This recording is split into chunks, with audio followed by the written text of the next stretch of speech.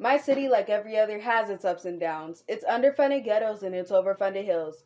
Last time I checked, we all pay taxes, and yet my city is run like a goddamn pyramid scheme where the money flows uphill, leaving the people at the bottom who slave away for days seeing little gain from their labors.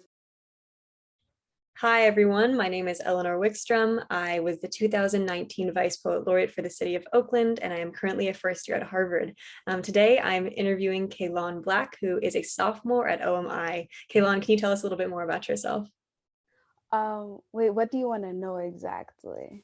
Things that you're involved with, maybe some of your passions. If you want to, you can also start off with like why you're interested in poetry and why you're interested in the Poet Laureate program.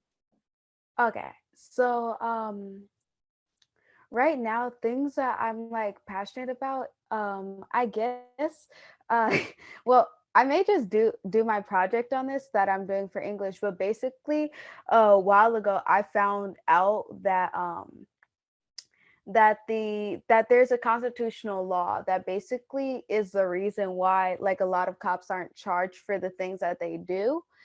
And two of the Supreme Court justices, they're sexual assaulters, and I was it just like shocked me because I didn't really understand until I like saw the law, and it protects all public servants and people in the government.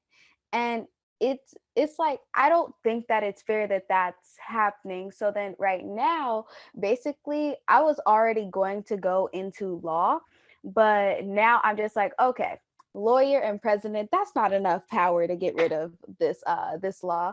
So then I was just like, well, guess I'm going on to the Supreme Court. Hmm. I love it. I'm excited to vote for you for president and see you become a Supreme Court justice someday. Going back to our conversation about your interest in politics and law, but also poetry, how does the poetry and the stuff that you write relate to those issues that you talked about before? So basically, how poetry ties into it, I see poetry as one of those art forms where you can just be free with the things that you write.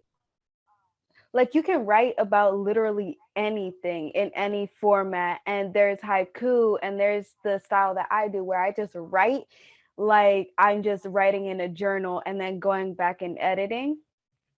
And that way then it's like the flow is easier for me to do, and you can just like give me a topic and then I'll just be like, okay, this.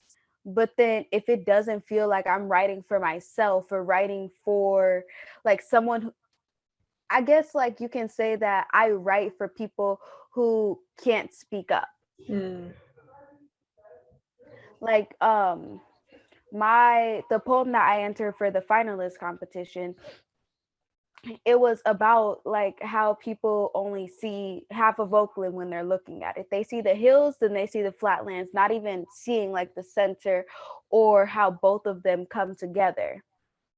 So then it was coming to this realization. I was just like, okay, well, what can I do? I don't know. It's like I just like writing, and I'm writing a book too, and that's about overcoming traumas. I find it powerful when people speak up for others, because not everyone can like go out and like talk about their struggles and stuff because of the trauma that they've gone through. So in order for these stories to be told, somebody else will have to tell their story from another perspective, and that perspective is from someone looking in from both sides of the story and seeing like, okay, well, you can't just tell one side of the story, you have to tell both.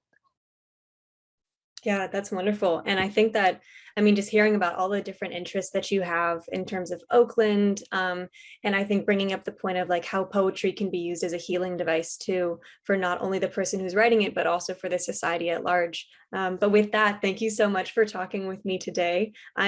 I know I speak for everybody else when I say that I'm so excited to see the premiere of your performance at the finals, and then also, of course, to vote you in for president and watch your confirmation as a Supreme Court justice. But thank you so much, Kaylan, and we'll see you later.